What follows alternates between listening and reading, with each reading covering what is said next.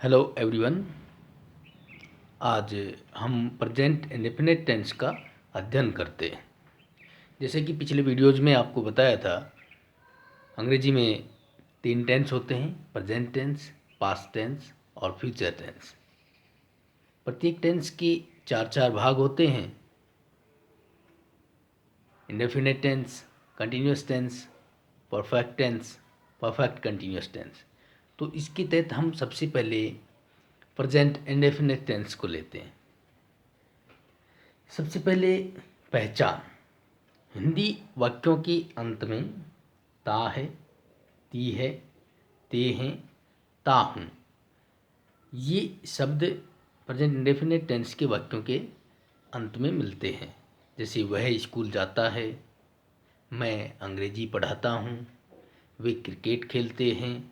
ये सभी वाक्य प्रेजेंट इंडेफिनिट टेंस के। अफर्मेटिव सेंटेंस, साधारण वाक्य। जैसा कि पिछले वीडियोज़ में आपको बताया था कि बिल्कुल सामान्य कथन जिनमें ना तो नोट दिया गया हो, ना ही शब्द दिया गया हो, ना ही कोई प्रश्न पूछा गया हो। ये बिल्कुल सीधे से कथन होते हैं। जैसे वह स्कूल जाता है, वे क्रिकेट खेलते हैं, हम पढ़ते हैं, वह गाना गाती है, वह खाना पकाता है। इस प्रकार के जो बिल्कुल साधारण कथन हैं वो अफर्मेटिव सेंटेंस होते हैं। तो साधारण वाक्यों को बनाने का सूत्र क्या है? सबसे पहले आता है सब्जेक्ट, फिर मेन वर्ब, मेन वर्ब की फर्स्ट फॉर्म या फर्स्ट फॉर्म के साथ में एस या ईएस, फिर सब्जेक्ट ऑब्जेक्ट और फिर अदर्स, जो कुछ शेष रहता है वो आ जाता है। तो इसमें ध्यान देने की बात यह है कि सब्जेक्ट, मेन वर्ब और ऑब्जेक्ट। मेन वर्ब 2 हैं, या तो फर्स्ट फॉर्म आएगी या फर्स्ट फॉर्म के साथ में एस या ईएस। तो हमें ये देखना है कि फर्स्ट फॉर्म कब आती है और फर्स्ट फॉर्म के साथ में एस या ईएस कब लगता है।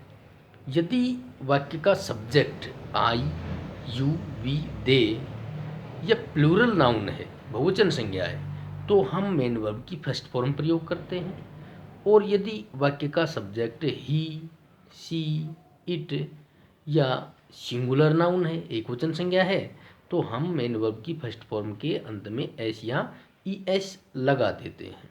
एस या ई एस के जो रूल्स हैं वो सिंगुलर नाउन को प्लूरल नाउन में बदलने के जो रूल्स होते थे बिल्कुल वैसे ही हैं।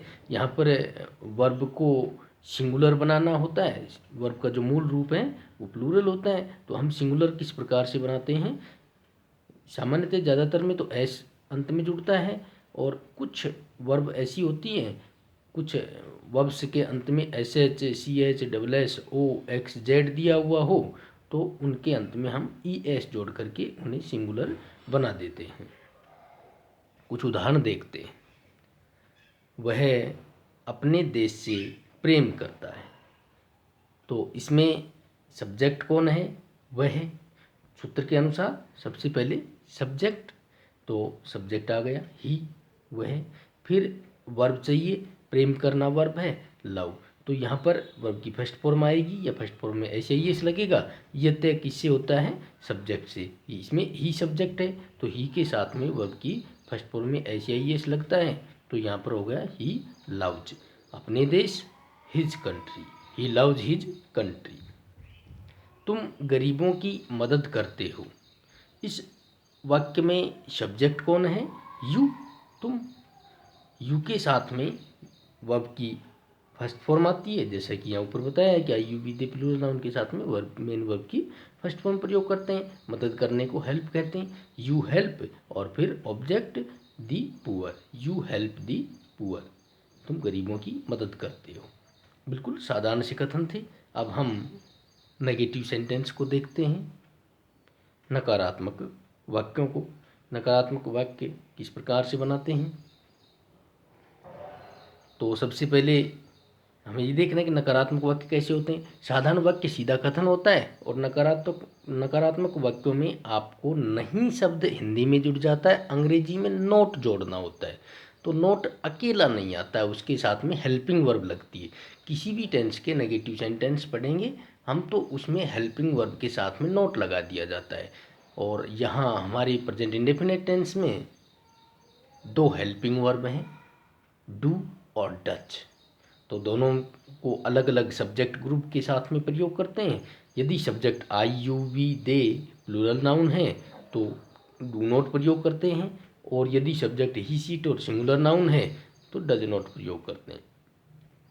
सूत्र देखते हैं। सबसे पहले सब्जेक्ट आएगा नेगेटिव सेंटेंस में, फिर हेल्पिंग वर्ब आ जाएगी, डू या डज दोनों में से कोई भी, फिर नॉट लग जाता है, इट मीन्स डू नॉट या डज नॉट। फिर मेन वर्ब की फर्स्ट फॉर्म, ये ध्यान देने की बात है कि मेन वर्ब की फर्स्ट फॉर्म ही आएगी, एस या ईएस नहीं लगेगा, चाहे सब्जेक्ट सिंगुलर हो चाहे प्लूरल हो। फिर ऑब्जेक्ट, फिर अदर्स। उदाहरण देखिए, वह पत्र नहीं लिखता है। इसमें सब्जेक्ट हो गया ही, वह, सबसे पहले तो आ गया सब्जेक्ट।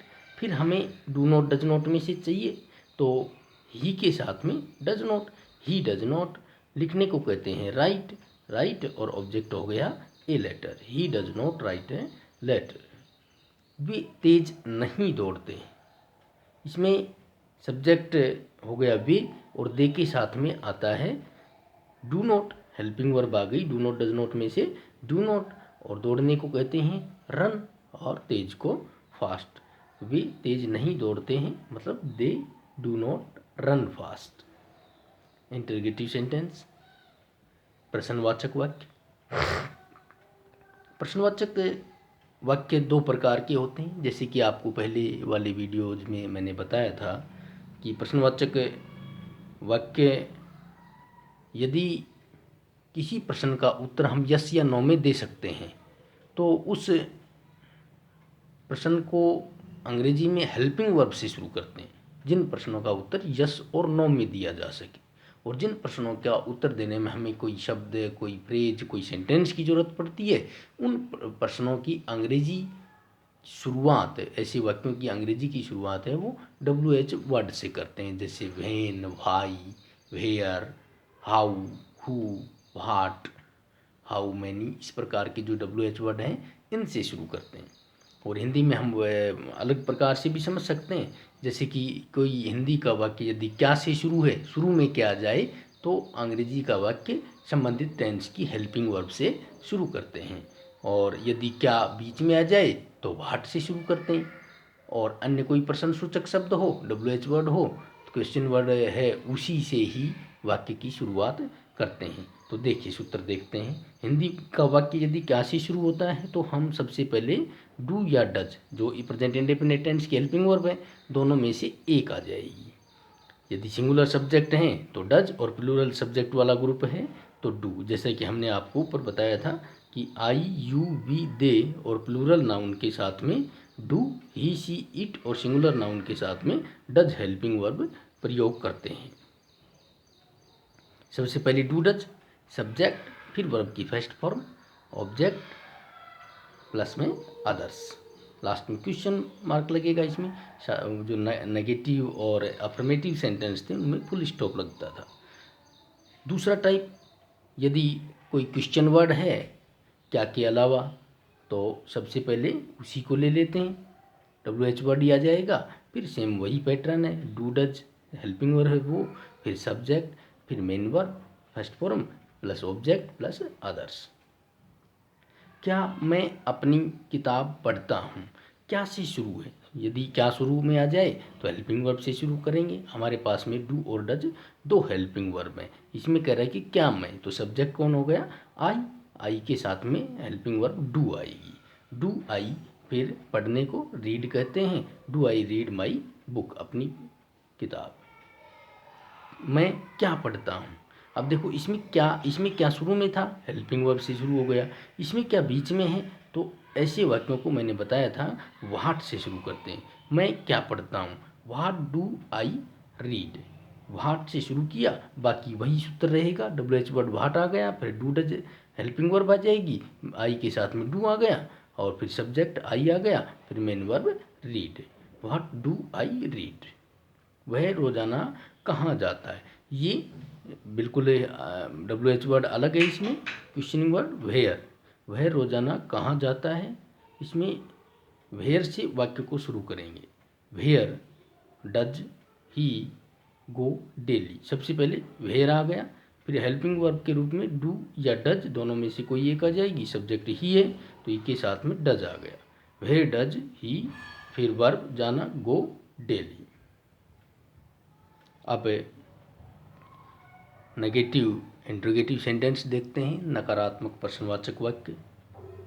जो वाक्य नकारात्मक भी होते हैं और प्रश्नवाचक भी होते हैं, ऐसे वाक्यों को बिल्कुल प्रश्नवाचक के सूत्र से ही बनाते हैं। केवल एक परिवर्तन और हो जाता है, सब्जेक्ट के बाद में नोट लगा देते हैं। सेम सूत्र था जो प्रश्नवाचक वाक्यों का सूत्र है वही है। यदि हिंदी क्या से शुरू होती है तो हेल्पिंग वर्ब से शुरू कर देंगे, सब्जेक्ट और सब्जेक्ट के बाद में नोट लगा देंगे, फिर मेन वर्ब की फर्स्ट फॉर्म आती है, फिर ऑब्जेक्ट आता है।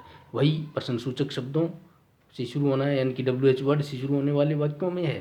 सबसे पहले WH वर्ड आ गया, फिर हेल्पिंग वर्ब आ गई, सब्जेक्ट, और फिर यहाँ पर नोट लगा दिया।